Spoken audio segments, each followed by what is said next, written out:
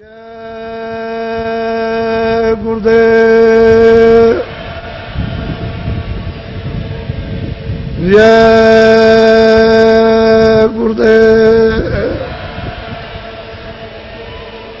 जय गुरुदेव, जय गुरुदेव नाम किसका, जय गुरुदेव नाम किसका, जय गुरुदेव नाम किसका। देखो ये मनुष्य मंदिर है, भगवान ने आपको अमूल्य चीज दे दी है और सब कुछ आपके सुपुर्द कर दिया। उन्होंने अपने हाथ में कुछ नहीं रखा। इस मनुष्य को अनमोल चीज देकर के पूरी आजादी और पूरा अधिकार दे दिया। किसी तरह की भी उसने जरा भी किंचित मात्र भी रोक टोक नहीं रखी है। आप आंख से, कान से, मन से, बुद्धि से, हाथ से, पैर से जैसा चाहो वैसा कर्म करो, अच्छा बुरा, उसकी तरफ से जरा भी रोक टोक निशान को भी नहीं। देश की जितनी भी वस्तुएं हैं अपनी, देश में जितने भी मानव हैं सब अपने। देश एक मुसाफिर खाना है, एक सराय है जिसमें हम लोग सबके सब उस सराय में, बड़ी सराय है, बड़ा धर्मशाला है जिसमें आ रहे और जा रहे, और हम सब लोगों का मिलन थोड़े से समय के लिए, ज्यादा समय के लिए नहीं है। मित्र है, दोस्त हैं, परिवार है, बच्चे हैं, माँ है, बाप है, रिश्तेदार है, कौम है, कौमियत है, ये थोड़े दिन का यहाँ मिलन। इसका भी पूरा पूरा बोध करा देना है कि मुसाफिर खाना ये परदेश है, इसमें इस प्रकार का मिलन है।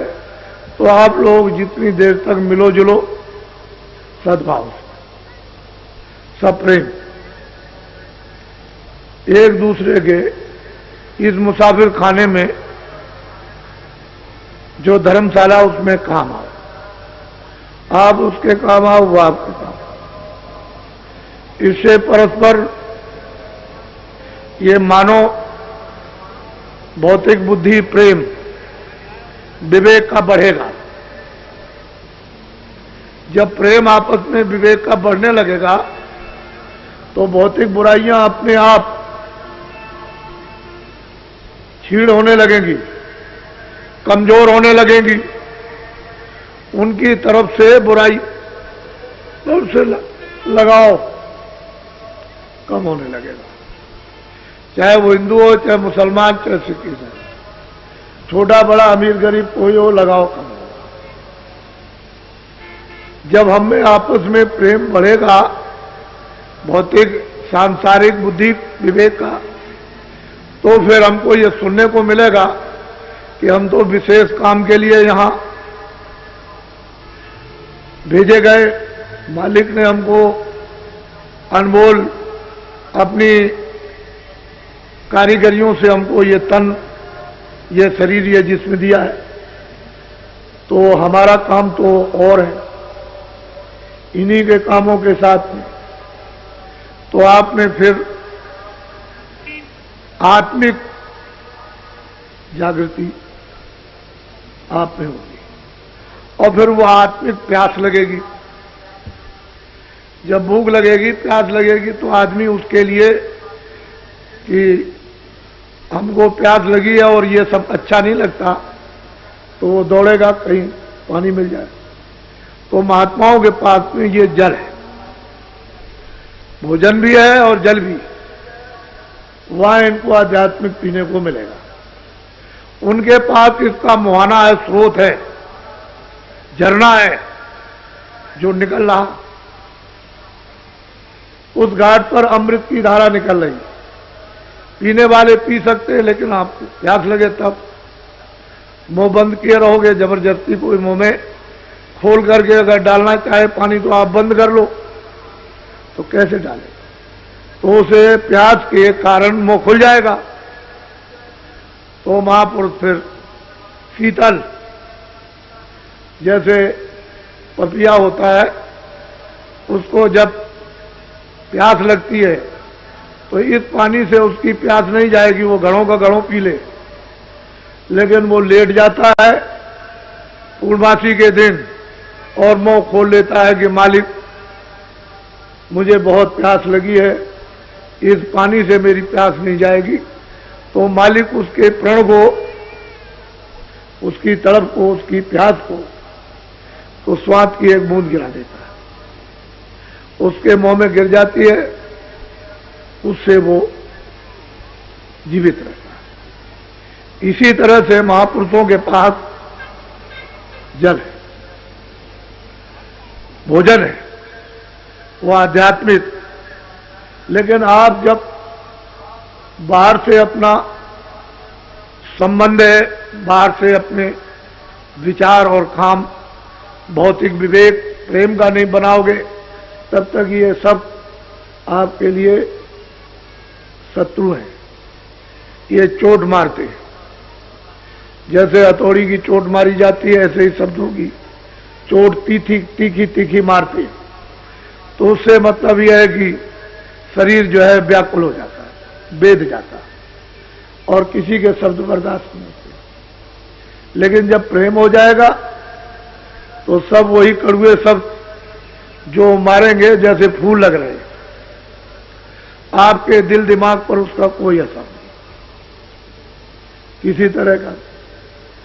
तो असल में चीज यह है कि ये जो प्रस्ताव पास हुए, ये काम के लिए, दया आपके साथ शामिल है। वो जब आप चलोगे तो निमित्त मान बन जाओगे, दया काम करें। काम आपका कम और मेहनत कम और काम ज्यादा दिखाई देगा। ऐसा मालूम होगा कि पहले ही से कोई काम कर गया, लेकिन तुम निमित्त मात्र तो बनो। तुम निमित्त मात्र बन के जब तो प्राप्त करो, और तुम निमित्त मात्र नहीं बनोगे तो ये बोध और अनुभव कैसे होगा कि आगे कोई काम कर गया। आपने काफले में देखा और लोगों ने, सबने कानों से सुना, बुद्धि से सोचा कि लोग बैठे हुए हैं, कहते हैं अरे भाई आपका काफला अब आज आ रहा कि कल निकल गया? कह लगे भाई वो तो अभी पीछे आ रहा, अभी तो नहीं निकला। कह लगे जो लाखों आदमी कल से निकल रहे झंडी लेकर के और जय गुरुदेव बोलते हुए, वो कौन लोग थे? हमने भाई वो तो काफला पीछे आ रहा। सब लोगों ने सुना काफला पीछे आ रहा। जब आपको यह अनुभव हो गया कि देश के भूत भी, प्रेत भी आपकी मदद कर सकते हैं, तो आप ये बात क्यों नहीं समझते हो कि दया हमारे साथ शामिल हो जाए, हम निमित्त मात्र बन जाए, काम करने वाले आगे काम कर देंगे। तुम समझोगे कि ये काम तो पहले ही से तैयार है। तो उसमें आपको ये राज नहीं मालूम। तो अभी जो तकलीफ आ रही है, ये 92 का वर्ष है। इसमें विश्व और भारत के लिए, इसमें राजनीतिक तरह तरह के उथल पुथल, ये नहीं कि सारे मुल्क में, सारे विश्व में और भारत में, और सामाजिक जातियों का उथल पुथल, साथ ही साथ में धार्मिक, ये सब उथल पुथल होगा। और सारे विश्व में आर्थिक, ये मत समझो कि ये आर्थिक रुपए पैसे का उथल पुथल भारत में नहीं, सारे विश्व में, चाहे अमेरिका हो चाहे रसा हो। आपको तो जरा ज्ञान प्राप्त करना चाहिए। जो इतना कट्टर कम्युनिस्टवाद, जिसके लिए मैं कहता रहा कि भाई चीन भी खत्म हो जाएगा, पहले से चिल्ला रहा, तो ये मजाक समझते थे। ये समझते थे बाबा जी ऐसे ही अंधेरे में कह रहे हैं, ये रसा खत्म हो जाएगा, ये चीन खत्म हो जाएगा, चीन बात खत्म हो जाएगा, ये बात खत्म हो जाएगा, और वो लोग मस्जिद में और मंदिर में जाने लगेंगे, और वो लोग अपनी देवी देवता की पूजा करेंगे। तो ये लोग उस समय पर मैं बोलता था तो मजाक समझते। आप इसकी प्रेरणा लो, जो अभी 6 महीने के अंदर में रसा में कितना बड़ा परिवर्तन हुआ कि कल कुछ आज कुछ, और फिर उसके बाद कुछ और उसके बाद कुछ और बिल्कुल खत्म हो गया। तो क्या आप अपने यहां नहीं समझ सकते? उसको समझना चाहिए। दूसरे देश की मिसाल अपने यहां भी लेनी चाहिए। ऐसा नहीं कि गुमसुम बैठे रहे आंख बंद करके और बुद्धि को कुम्मक बना ले कुएं जैसा, और बस उसी में बस उतना ही, उससे आगे कुछ नहीं। तो बहुत बड़ा आर्थिक परिवर्तन, और इसमें बनेगा कारण। ये मेरी बात को अभी याद नोट कर लो कि 4 प्रकार के तो मुद्दे हैं, राजनीतिक उथल पुथल के, सामाजिक जातियों के उथल पुथल के, धार्मिक उथल पुथल और रुपए पैसे का अर्थ का उथल पुथल। लेकिन इसमें शाखाएं अलग हैं, तो इसमें बनेगा कारण। ये 92 का साल चैत तक लगा रहेगा। अंग्रेजी महीने से तो खत्म हो जाएगा आपका दिसंबर में, जनवरी में खत्म हो जाएगा 1 जनवरी को। लेकिन ये 92 का वर्ष जो है वो चैत तक रहेगा। इसमें बनेंगे कारण। जब कारण बन जाएगा तो बच्चों कार्य, मैं इनको कोई कष्ट नहीं समझ, मेरी निगाह में तो ये कुछ तकलीफ तो आगे आने वाली। आप सब लोगों को तो ये प्रक्रिया पता नहीं कि कुदरत की, भगवान की क्या लीला। हम तो ईश्वरवादी हैं, विश्वास मनुष्य मनुष्य बनो और अपने को दीनता स्थान पर बैठो, दीन होकर के। तो जब दीन बनोगे तो सब लोग आपको उठा लेंगे, गोद में उठा लेंगे, सब प्यार करेंगे, सेवा करेंगे। बच्चा नन्ना मुन्ना होता है तो उसको किसी भी जात का हो, उससे क्या किसी जानवर का हो, छोटा बच्चा के सब उससे प्यार करते, क्योंकि उसमें कोई राग द्वेष तो है नहीं है, तो सब लोग उसको प्यार करते हैं, उसको खिलाते भी है। तो जब तुम छोटे बन जाओगे बच्चे की तरह से, तो सब तुमको प्यार करेंगे, तुमको खिलाएंगे। तो तुमको छोटा बनना चाहिए था। छोटे बन जाए तो फिर मतलब यह है कि बड़े, छोटे और बड़े बने तो बड़े से क्या होता? बड़े से होता क्या? एक चिड़ी मार चिड़िया पकड़ने वाला, वो चिड़िया पकड़ के बाजार में ले जा करके बेचता था।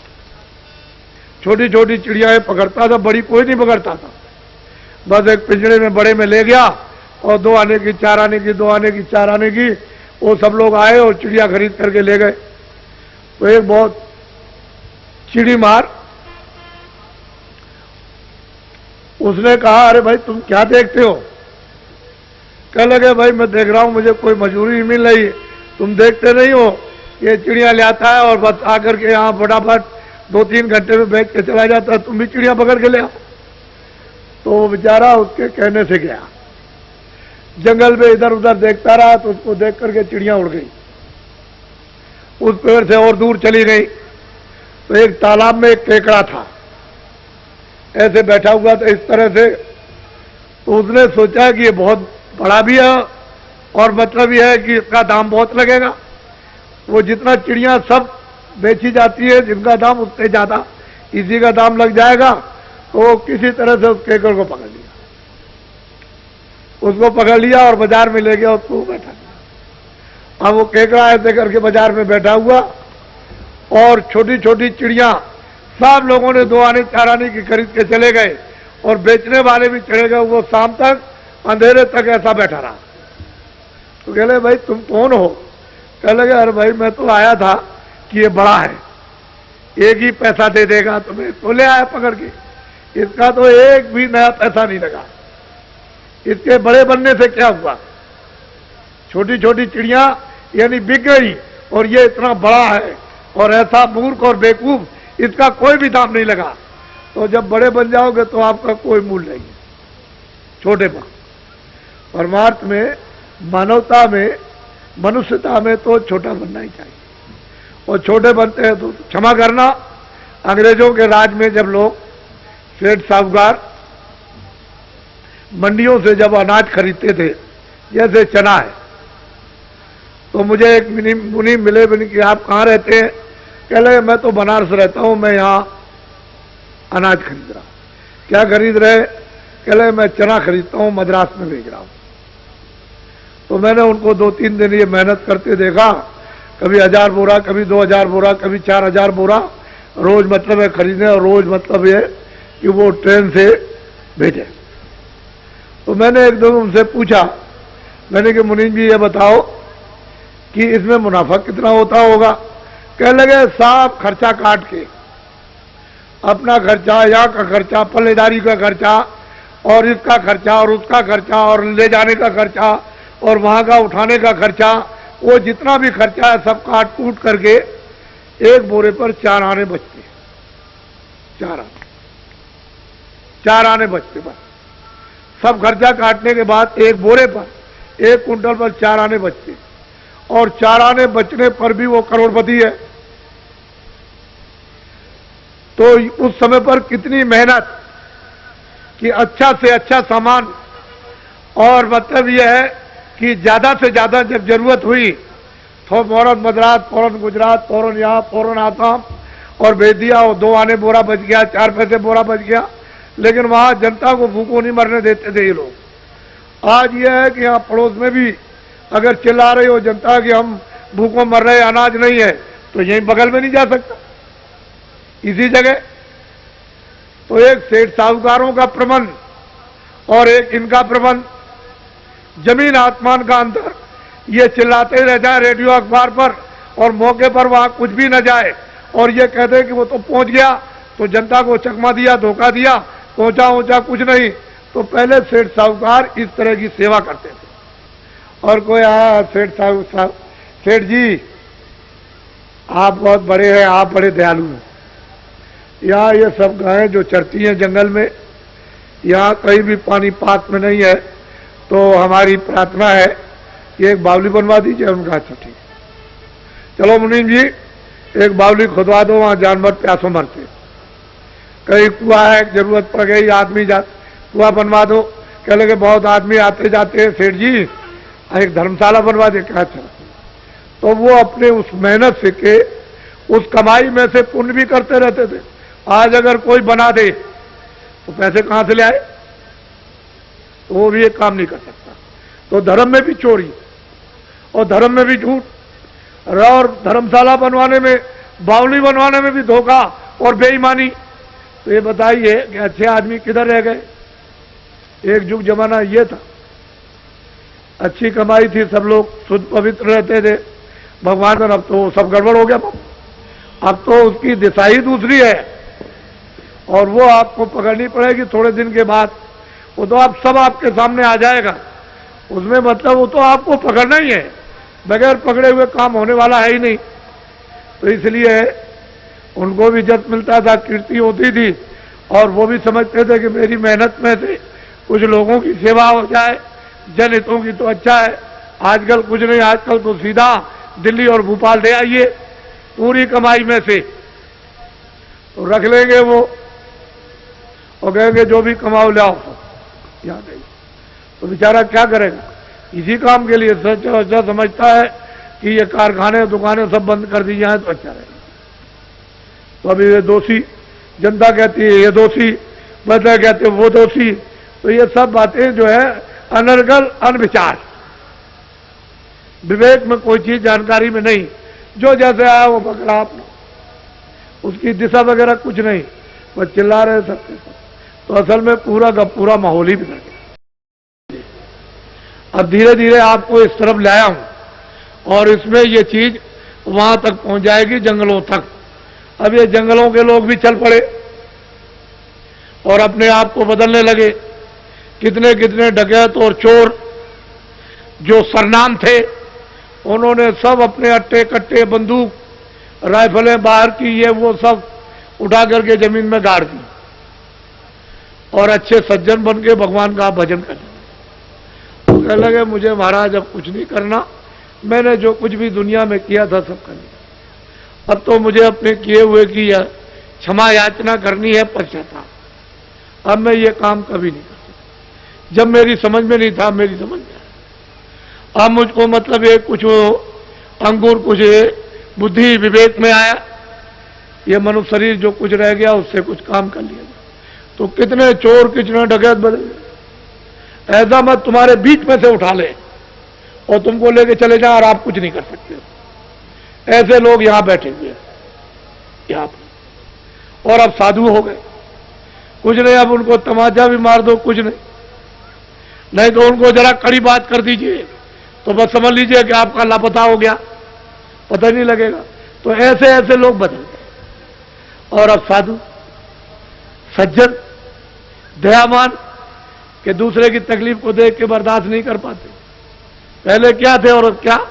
तो ये तो हमेशा परिवर्तन होता है, कोई आज का कोई प्रमाण नहीं है। ये तो पहले के भी प्रमाण है, अब भी है और आगे भी रहेंगे। तो बहुत परिवर्तन हुआ। तो ये तो आपको उसका भगवान का आशीर्वाद मिल गया।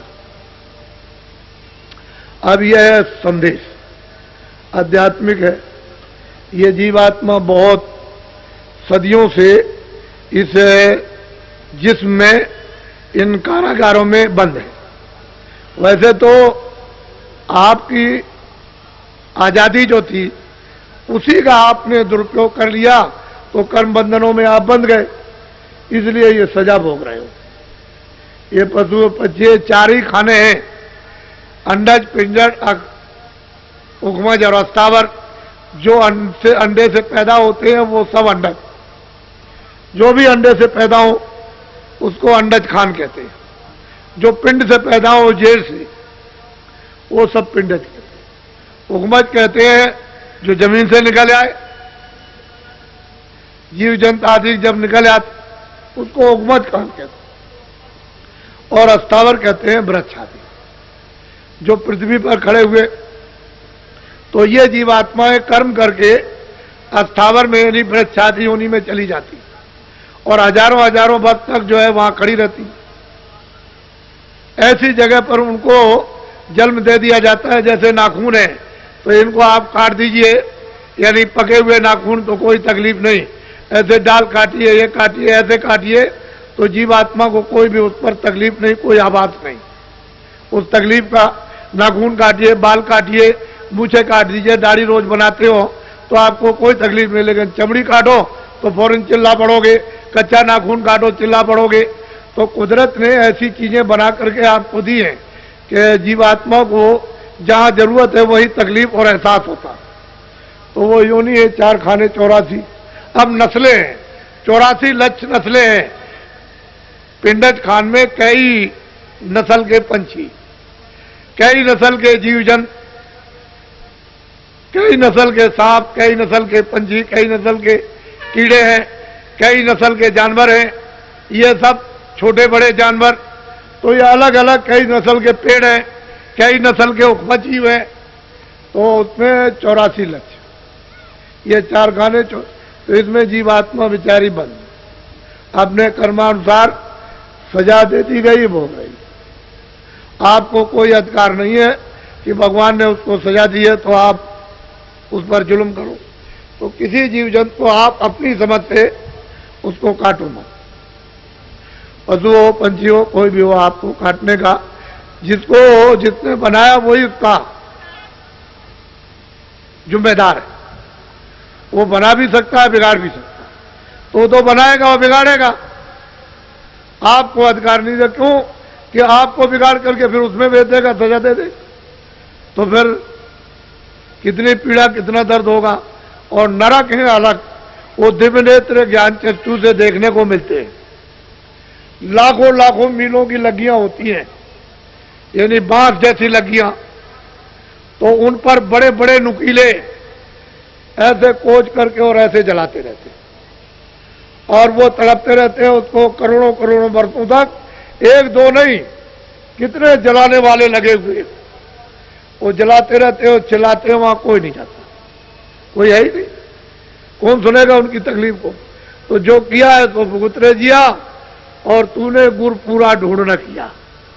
अगर गुरु को पूरा ढूंढता तो इस जिल्लत से, मुसीबत से, इस आफत से और इस पीड़ा से बच जाता। तूने तो किया नहीं, तो इसमें लगा रहा। तो और एक नरक नहीं, अनेक नरक। जलाने वाले अलग, दूसरे नाम के सड़ाने वाले अलग, तीसरे नाम के काटने वाले अलग, ये अलग अलग हैं, ये अनेकों नरक। उसने इनकी सजाओं के लिए सब स्थान बना रखे और वहां उनको डाल देता है। रोते चीखते चिल्लाते कौन से? तो इसलिए ये मनुष्य शरीर जरा सी गलती पर अगर निकल गया तो बस फिर उसमें देर क्या लगती है, और उधर में बंद कर देगा तो आपके बस की बात हो, आपके कोई बस की बात नहीं। कोई जब बाहर के लोग नहीं कुछ कर सकते हैं तो वो तो अंदर से पकड़ के ले जाती है। बाहर की आंख और कान और ये वो एक दूसरे का कोई देख नहीं सकता, अंदरी से अंदर ले आए, अंदर से निकालेंगे और उधर निकाल करके उसमें अंदरी से डाल दिया, उस शरीर में बंद कर दिया बस। तो ये अवगत यानी अधोगत, ये जीव को बेचारे को मानव शरीर पा करके फिर मिल गई, और मनुष्य शरीर जो आपको मिला वो अमोलक। तो मनुष्य रूपी ये दोनों आंखों के मध्य भाग में जीवात्मा ऊंचे शिखर पर बैठी है। तो आशा तहां बासा, जल की आशा वाले जल में बासा, भाई आशा के मुताबिक तो बासा होगा। तो जल पृथ्वी की आशा वाले पृथ्वी में बासा। जो जहां आशा बांधेगा इस जड़ में वहीं तो उसको जन्म होगा। आपने देखा होगा पत्थर की चट्टान है और उसके अंदर एक कीड़ा, एक लंबा सा 1 फुट का 6 इंची का सामने दिखाई देता है बिल्कुल, और वो जिंदा है। अपने मतलब है कि पैरों को भी चलाता दिखाई देता है, और मतलब ये बैठा हुआ है, अपना मुंह भी उठाता है। लेकिन आपने कभी ये सोचा है कि इसको हवा पानी खाना कहां से मिलता? उसकी आशा इतनी तीव्र जड़ में कि देखिए उसको जड़ में जन्म दे दिया, और उस पत्थर के अंदर उसकी परवरिश हो रही है। तो कहते हैं अजगर करे न चाकरी, पंछी करे न काम, दास मलूका कह गए सबके दाता राम। तो आप अपने वो विश्वास क्यों नहीं करते हो कि जो उसने प्रारब्ध हमारे लिए बना वो तो हमको सब मिलेगा, अब कुछ कर्म कर लो, कुछ भगवान का भजन कर लो। तुम इसके लिए रात और दिन लगे पड़े हुए हो, न तुम समझते हो अच्छा न बुरा, इसमें लगे हो। तो ये कुकर्म जो हो रहा तो फिर मनुष्य शरीर मिलेगा। तो ये जहां आता था आप समझते नहीं हो, आपको मालूम ही नहीं। लेकिन ये जीवात्मा जो दोनों आंखों के बीच बैठी हुई है और अंधकार में अगर तो यहां जगा लो, इसकी आंख खोल लो, कान खोल लो, तो इसमें चेतनता ना आ जाए वापिस, और ये चेतन जब जगे तो उस चेतन को प्राप्त कर ले जो भंडार है, ये यहां से निकल जाए। फिर ये जन्म मरण में क्यों आएगी, क्यों सजा भोगेगी? वो तो ज्ञान रूपी अग्नि में ये सब, वो तो जल है, उसमें सब सफल हो जाएगी। और सच्चे अनुभवी महात्मा मिल जाए तो फिर ये हमारा जो जीवन बचा हुआ था, असली चीज ये है कि ऊपर जाने तो आपको तो ये सब कुछ नहीं। तो मैंने बताया था कि मन है, बुद्धि है, चित्त है, काम है, क्रोध है, लोभ है, 10 इंद्रियां हैं, इनकी अलग अलग डोर है। आंख की अलग डोर, कान की अलग है, नाक की अलग है, सबके अलग अलग इंद्रिय आ जाते हैं। आप क्या जाते हैं बड़े बड़े जगह में तप करने वाले और योगा भाव है, इसको महापुरुषों से माया भी डरती है, काल भी डरते हैं, और मतलब देवी देवता भी डरते हैं। और महापुरुष न मिले तो तो आपको ये चेक करना चाहिए। तो आपको जब किसी को मालूम ही नहीं है कि डोरी किसके हाथ में है, तो भंडार है, इसको उसमें पहुंचाना है। इंद्रियों का इंद्रियों में, काम का काम में, क्रोध का क्रोध, तभी काम बन सकेगा। नहीं जीव का कौन काम करने वाला धोखा धोखा।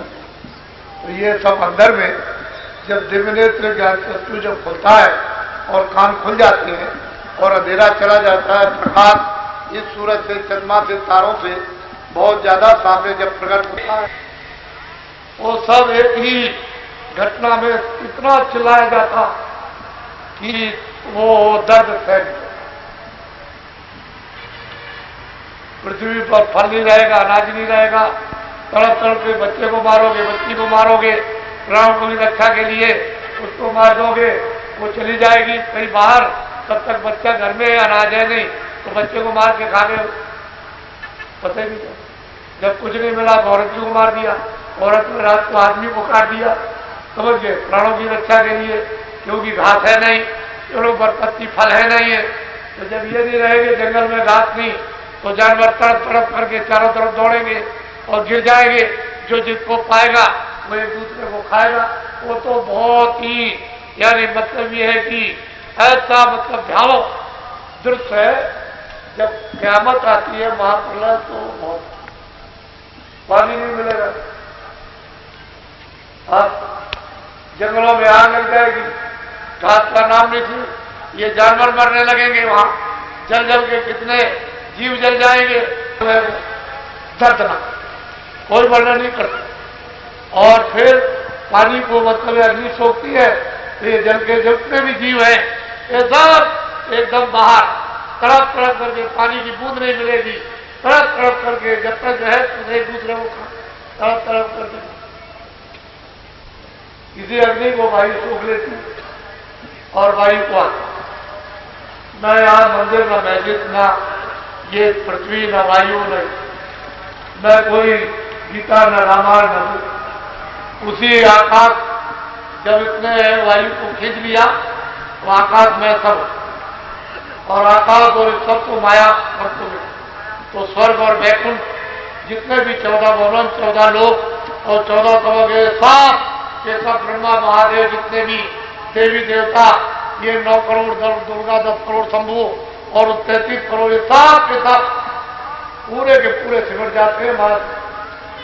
और उसे आद्या शक्ति को निरंजन भगवान ने सुना, और निरंजन भगवान को और इसको सब ऊपर माया बैठी, वो सबको समेटती है। जितने भी वहां के लोग सूक्ष्म है वो सबको समेट, फिर इनको सबको समेटते ब्रह्म, ये सब समझते थे। जितने आने को लोग उनके बाद सरकार सबको समझते थे, कुछ नहीं। जितने जो जहां निरंजन भगवान ने उसी की आवाज पर तो ये सब रचना टिकी हुई है, तो धीरे से बंद कर दिया, क्षणों में कुछ नहीं। जब सूरज को जब खींचता है तो जरा सा ऐसे खींचा, बस शरीर निर्जीव हो। उसी सूरज के ही उस शक्ति और उसके ही प्रकाश से टिका हुआ, और जरा सा खींच के अलग किया, बस ऐसे ही वो बंद करता जब आवाज को, तो आप किस पर टिकेंगे, कोई चीज टिकने वाली है ही नहीं। हर पलक के मारते ऐसे ऊपर का, वो फिर मतलब है कि माया, वो प्रकृति बंद करेगी, आद्या महाशक्ति निरंजन बंद कर लेंगे, माया बंद करेगी, फिर वो ब्रह्म बंद करेंगे आवाज, ऐसे बंद कर लेते हुए खेल। ये सारी रचना शब्द नाम पर, आवाज पर बाजू, पूरा का पूरा ये सब उसी पर, और उसी आवाज पर हम उतरे और दोनों आंखों के पीछे बैठा दिया, तो आवाज तो छन के आ रही है।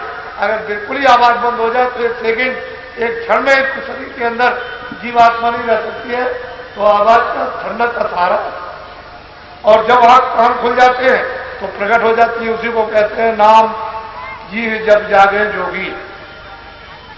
उसे नाम को जगाकर जब जीवात्माएं उससे संबंध कर लेती है, जुड़ जाती है, पकड़ लेती है, योग पथ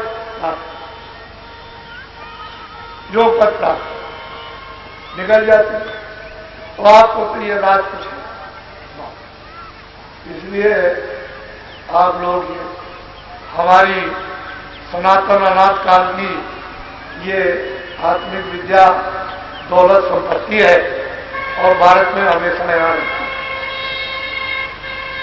इसके पूरे जाने वाले महापुरुष पूरे हमेशा एक जाएगा दूसरा तैयार, दूसरा जाएगा वो बोझ फिर तैयार, तीसरा जगह है। इसीलिए बराबर ये कहा गया है कि महापुरुष को भी खोज करो, आगे आने वाली पीढ़ी को भी खोजना, उसके आगे पीढ़ी आएगी उसको भी खोजना, उसके आगे पीढ़ी आएगी उसको भी खोजना। इससे ये पता चलता है कि वो यहाँ हमेशा इस मनुष्य तन में रहते, लेकिन उनको कोई जान नहीं पाता, पहचान नहीं पाता, समझ नहीं पाता, फर्क नहीं पाता। और वो किसी के ऊपर दया कर दे तो दया तो हो रही है कि चलो जल्दी से अपने ये परदेश है, यहाँ घर नहीं। स्वर्ग भी अपना घर नहीं है। ब्रह्मांड ने, मीराबाई ने, रैदास जी ने, कबीरदास ने, तमाम महात्मा आए, तुकाराम आए, करणदास जी आए, तमाम महात्माओं ने कलयुग में इन जीवात्माओं को मनुष्य रूपी इस मंदिर से जगा करके और पहुंचाया वहां, और आते और जाते रहे। जब पूरा समय उनका यहां का समाप्त हुआ और कितने पहुंच गए। इसी तरह से जीवात्मा, तो ये छोटा मोटा जिम्मेदारी का काम नहीं, ये सबसे बड़ी मृत्यु में जिम्मेदारी, बड़ा सुलभ है, बड़ा सीधा। तो साथ साथ ये भी विद्या लो और ये भी काम अपने से। मैंने तो कभी ये कहा नहीं है कि आप खेती छोड़ो, दुकान छोड़ो, दफ्तर छोड़ो और कपड़े छोड़ दो, खाना छोड़ दो, बच्चे छोड़ दो। मैंने तो आपको हमेशा ये बताया कि ये सब काम करके और बाल बच्चों की सेवा करने दो। रास्ता मैं सीधा बताता हूँ, मदद कर दूंगा आपकी, तो जल्दी से सहारा मिल जाएगा। तो सीधा चलो आप अपनी जीवात्मा से सच्चे भगवान का बोलो। घर में गृहस्थी में अरे 23 घंटे और काम करो, 1 घंटे थोड़ा सा इसमें समय दे दो, 5 मिनट, 10 मिनट, 15 मिनट, तो दिन भर 5-5 मिनट जोड़ लेना, 1 घंटा कर दे, 23 घंटे अपने काम करो। तो ये सुना। लेकिन घर बार छोड़ के जो साधु बन गए, चाहे आप उज्जैन में जाओ, काशी में जाओ, अयोध्या, मथुरा जाओ, भगवान का भजन नहीं करना, से भी दूर चले गए भगवान। एक भूसा से भगवान नहीं मिलता, दाढ़ी बाल पढ़ने लिखने से मिलता नहीं। वो तो जब जीवात्मा जगेगी तभी काम। तो उससे बहुत दूर हो गए। उन पर तो काम, क्रोध, लोभ, मोह, अहंकार, ये भूत सवार हो गए और वो चट्टी लिए हुए उनको हट नहीं सकते। उनके पास हटाने का कोई उपाय नहीं है। तो मतलब है कि चट्टी लिए हुए, बुद्धि भ्रष्ट किए हुए। जब क्रोध आएगा तो बुद्धि भ्रष्ट होगा और झगड़ा हो जाता है तो धर्म नष्ट होता, धर्म नष्ट हो जाता, मानव धर्म चला जाता। और क्रोध आएगा तो बुद्धि नष्ट होगी। आप जब ये काम करोगे तो फिर ये तो हो ही जाएगा। तो महात्मा बन के आपने झगड़ा किया और क्रोध आपको आ गया तो बुद्धि नष्ट हो गई। आपकी समझ में अध्यात्म क्या है? और कितनों की जाने चली जाए, धर्म के नाम पर क्रोध आए, बुद्धि भ्रष्ट हो जाए, कितनों की जाने ले लो, तो दया कहां रह गई? इसलिए दया तो कल्याण, ये तो आपको रखने को। और जब दया जीवों के प्रति नहीं होगी तो क्या होगा? सब जीवों को मुझको मान, इन जीवों में होकर के मुझको मान ले, मुझको देख ले कि ये मैं ही यहां पर हूं, मैं इनसे अलग हो गया हूं, मैंने इनको अधिकार दिया है, ये खेल है और तू इन पर दया, तू दया करोगे तो पहचान लेंगे। बात कोई भी आदमी ये समझना नहीं कि मैं नहीं रहूंगा तो काम नहीं होगा। सब अपने आप को नए सोचो कि मैं बिल्कुल नया हूं, पुराने से पुराने जो 20 साल के, 30 साल के, अपने आप को नए। जब तक ही आपको आदेश न मिल जाए कि आप किसी का काम करो, तब तक ये काम करना नहीं ये सब हो जाए तुम्हारे ऊपर आएगा और बड़े से बड़े नरक में सजा मिलेगी। ये काम करना नहीं, क्योंकि तुम इस बोझे को उठा नहीं सकते हो, जो जीवों का बोझा, ये कुकर्म का बोझा उठा नहीं सकते हो। और तुम अपने मन मस्ती में अगर कुछ काम करने लगे तो ये बोझा तुम्हारा, ये बहुत हो जाएगा और फिर जुग जुग नहीं उठेगा। तो अपने आप को नया, बिल्कुल मैं नया हूं, कुछ नहीं जानता हूं, तब आप अपनी चीज को बचा सकते हो। जो चिंगारी है जो थोड़ी बहुत आपको मिलती है, उसकी हिफाजत कर सकते हो जरा देर में, खत्म। उसका धन और खजाना हिफाजत से बिल्कुल बचा करके रखो, कोई हाव भाव से ये न जान सके कि आपके पास में एक पैसा भी है, तब ये बचेगा। और जरा सा भी आपने इसका कुछ आपने पैसा तो लुट गए, आपके पास कुछ रहेगा नहीं। इसलिए संभल के हिफाजत। जब आपको नहीं कहा कि वही सिद्ध है ज्ञान, तो आप क्यों उसमें फंसते हैं? बहुत लोग टाट कर करके प्रचार करेंगे, जो तो हम सबको सुनाते हैं, सबको बताते हैं, तो ऐसा काम मत करना, नहीं बड़ी सजा मिलेगी। पीछे चिल्लाओगे, ये नकल का काम मत करना, नकली काम करोगे बहुत सजा मिल जाएगी। आप अपने बचने का काम करो, जिस काम के लिए आए वो काम करो अपना, ताकि आपका छुटकारा हो जाए और आप खुद अपना नहीं कर सके, दूसरों की तरफ जुड़ गए तो आपके पास क्या कुछ। तो बहुत से लोग ऐसे अज्ञानी, और मतलब यह है कि क्रोध में बुद्धि नष्ट करके ऐसी नकल करते हैं, तो नुकसान हो। ऐसा काम कभी मत, और ये कभी मत समझो कि मैं नहीं रहूंगा, मैं तो जहां कोई नहीं है, चलो मैं अभी चलता हूं देहात में और मैं तुमको जमघट अभी दिखाई देता हूं वहां चल करके, और तुम लोग छुप के देखना, और देखो कितना बड़ा जमघट सुनने को आता, जहां कोई भी प्रसंग नहीं। तो ऐसा क्यों समझते? जो तुमसे सेवा हो जाए, आंख की, कान की, हाथ की, पैर की, धन की सेवा करो, अन्न की सेवा करो, पानी की सेवा, रास्ते में खड़े हो जाओ कि भाई इधर में संदेश हो रहा, तुम बता दो, इसका भी तुमको पुण्य मिल जाएगा, वो काम करो तुम अपना आध्यात्मिक पुण्य लेने का। ऐसा काम मत करोगे, अपना भी नष्ट हो जाए और तुम भी वंचित हो जाओ, लोग भी वंचित हो। और महात्मा ऐसी चीज आपको देते हैं कि जिससे आप कल्याण हो जाए। ये तो बहुत सुलभ है, लेट के करो, बैठ के। तुम बच्चों को पैदा होने देते, वो तो मालिक अपना विधान रखे है, और मतलब ये वो अपना इंतजाम किए हुए, तुम उसके खेल को क्यों बिगाड़ने लगे? वो तो पैदा करने का रास्ता तो आप उसको बंद कर। नहीं नहीं नहीं, तो 40 करोड़ की आबादी से अब इस समय आज 2 अरब की आबादी हो, तो आपने क्या कर लिया? क्या आपने कर लिया? बड़े नसबंदी गिरफ्तार करने वाले आए थे, और अभी और रोकोगे तो और आबादी बढ़ जाएगी। कुछ नहीं कर, पता नहीं वो क्या हिकमत लगा के आपको क्या मालूम, तुम कोई उसके ठेकेदार? अरे जो ठेका दिया गया उसको तो किया नहीं, और उस रास्ते को बिगाड़ने लगे कि हम तुमको दुनिया में नहीं रहने देंगे, और तू कहा हम तुमको निकाल देंगे। ऐसा ठेका लेने लगे, जो काम दिया था, जिसकी प्रतिज्ञा वो तो किया। इसलिए अब उस काम को नसबंदी गिरफ्तार को नहीं करता। इसको ध्यान में जो किया है, एक बार देवियों जब महीने में मासिक होता, तो आप लोग 5 दिन तक कभी स्नान मत करो, हाथ पैर धो और कपड़े 10 बार बदलो, लेकिन स्नान मत करना, शरीर पर पानी मत।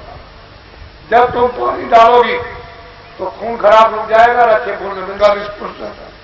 अब कुछ नहीं है, नर खुल गया और बस आप बैठ गए, 5 दिन तक रोज नहाते, और सब बीमारी वही रुक करके और फैल गई। अब वो निकाले नहीं निकलती है। तो ये आप घर में बच्चियों को सबको बताओ, जिसका जो, और आप इनको छुओ मत, दूर रहो। खाना पीना भोजन इत्यादि नहीं छूना चाहिए, इससे भी बहुत भयंकर बीमारियां आ जाती हैं, तो अलग रहो। और जब नहा लो उसके बाद में, तो ये महात्मा बताया करते थे, ये महात्मा का काम नहीं था, ये तो पंडित जो आपके घर में वो बताया करते थे, और पंडितों ने बता रखा था माताओं को, वो माताएं घर में बताती, तो आपने बच्चों ऐसी नई सभ्यता और ऐसा नया चरण आया, मतलब विचारों का, कि ये सब खत्म कर दिया और लोग ही हो गए। अब ये बातें कोई बता नहीं सकते जो आपको हम बता दें। ये तो आपकी बात थी, इसको पहले ही बता गया, लेकिन सब रोगी। इसलिए ये तो करो मत, जो किया तो कर लिया, वो तो आपको दंड मिल ही जाएगा। लेकिन हाँ, अगर कहीं आ गए तो क्षमा भी हो सकता है, जब आप प्रार्थना तो क्षमा भी कर सकता है, लेकिन महापुरुष क्षमा करेंगे और कोई वो तो क्षमा करने ही। काल रूप में किनकर भ्राता, शुभ और शुभ कर्म फल जाता। मैं काल रूप हूं और सबको शुभ और अशुभ कर्म का मैं सजा, मैं किसी भी कर्म को माफ हूं। वह तो ये, तो वो तो बाड़ी ऐसी है अखंड, वो तो इधर उधर हो नहीं सकती। अब महात्माओं के पास जाओ, उनके पास ये क्षमा,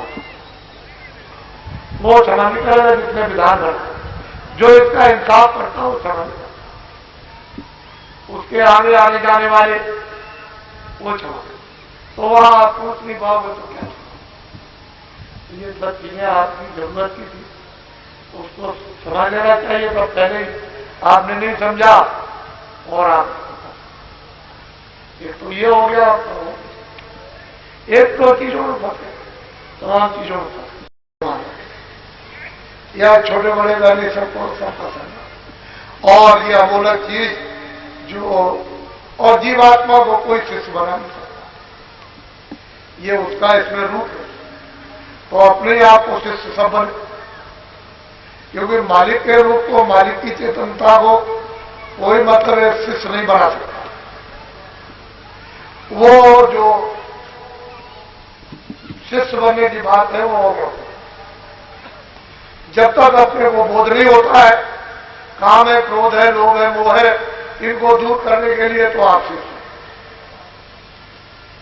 लेकिन जब ये आत्मा जाग गई तो नए गुरु और नए चेला, सब में बोले एक अकेला, वहां न गुरु है न चेला। ये विकार है, तभी तक अपने को समझते हो मैं शिष्य हूं, और आप अपने को समझते हो गुरु, और विकार दूर हो गए, वो तो समझते ही नहीं आपको शिष्य, वो तो अपने आप को समझता है।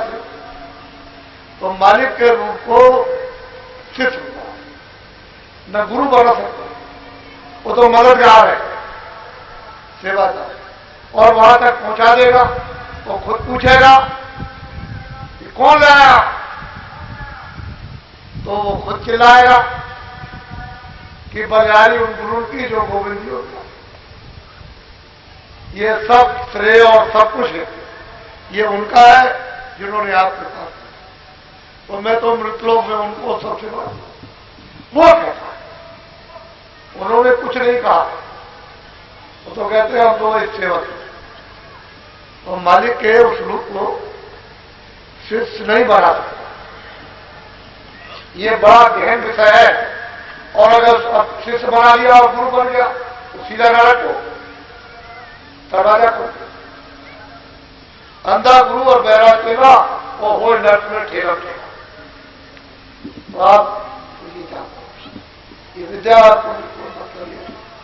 उस तरफ ध्यान रखें, तो आप इसको प्राप्त करो, जो सरलता से आसानी से मिले उसको ले दो।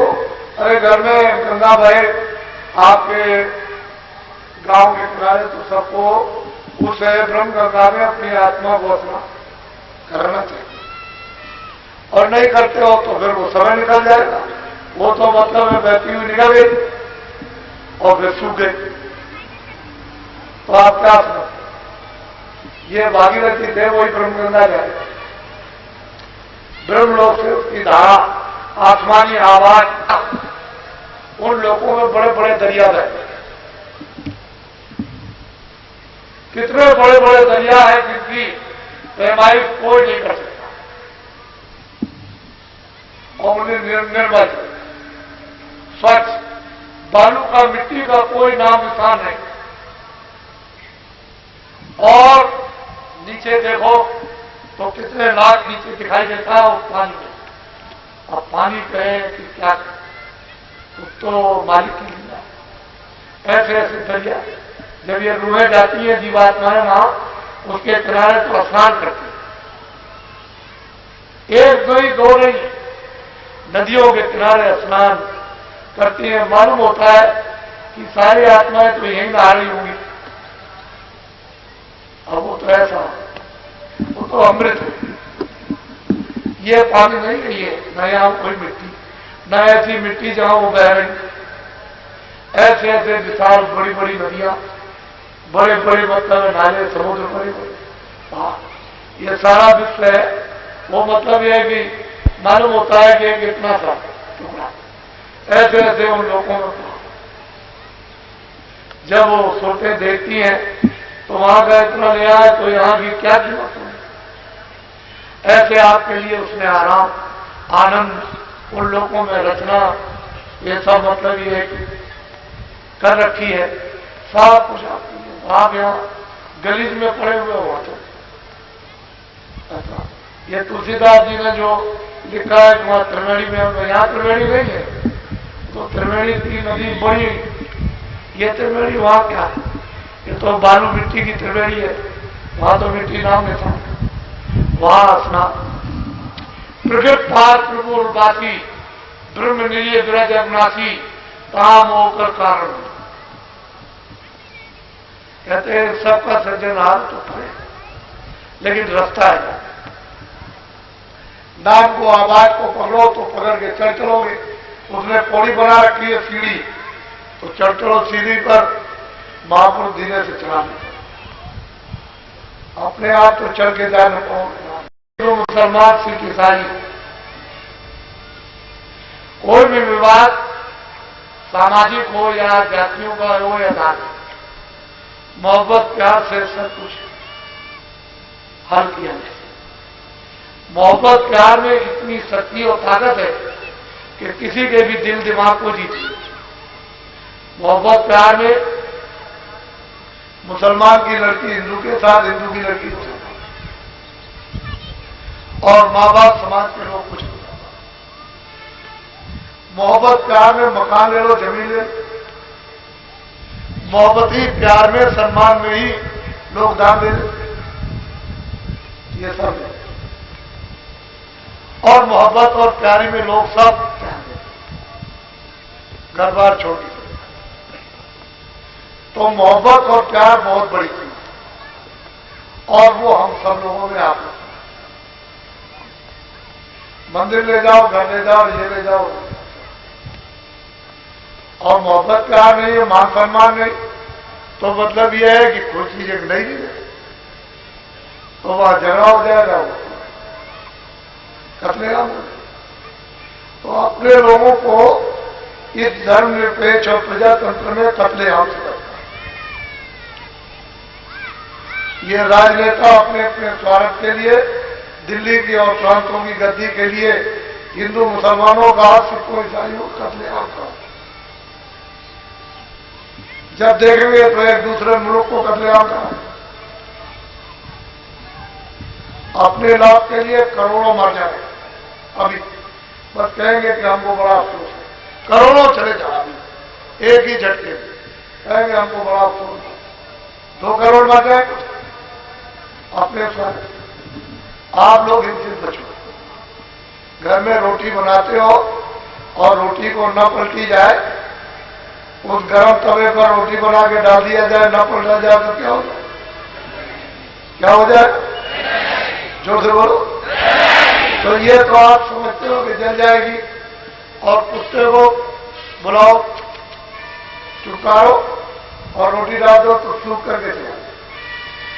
लड़के को अगर दे दोगे तो ठीक है, ऐसा है।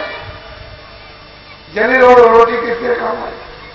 रोटी भी गई, लकड़ी भी गई, और मेहनत भी गई। आपने सब सुना, क्योंकि विचार ही केवल इतना ही तो आपको करना था कि तवे में डाल के पलट गए, तो आटा भी चला गया, मेहनत भी चली गई, और रोटी भी, किसी का काम नहीं। तो फिर पलट दो और तुरंत फिर पलट, और फिर पलट के उठा के चिमटे से जरा सा आग पर गर्म, उसकी गर्मी से पक जाएगी और उसमें मिठास आ जाएगी, और सब लोग उसको खाएंगे। दारू और शराब का नशा, ऐसा नशा देश में है, जितनी भी छोटी और बड़ी से बड़ी बुराइयां, ये सब इस दारू के नशे से आए। अगर एक नशे का देश में त्याग हो तो 90% बुराइयों का विसर्जन होता है। और करके देख लीजिए आप, बाकी जो 10% रह जाए वो तो अपने चरित्र ठीक कर लो तो ठीक है। तो आप जो कमजोरी जाहिर करते हुए जाए इससे आमदनी होती है, तो बुराई से आमदनी करके और फिर इनकी भलाई का सबब ये तो जब आप चोरी और डकैती का धन इन पर खर्च करोगे तो इनका भी हाथ निकला जाए, वो भी हाथ से निकल जाए। तो ऐसा बस बोलो जय गुरुदेव, जय गुरुदेव। नाम किसका? जय गुरुदेव। नाम किसका?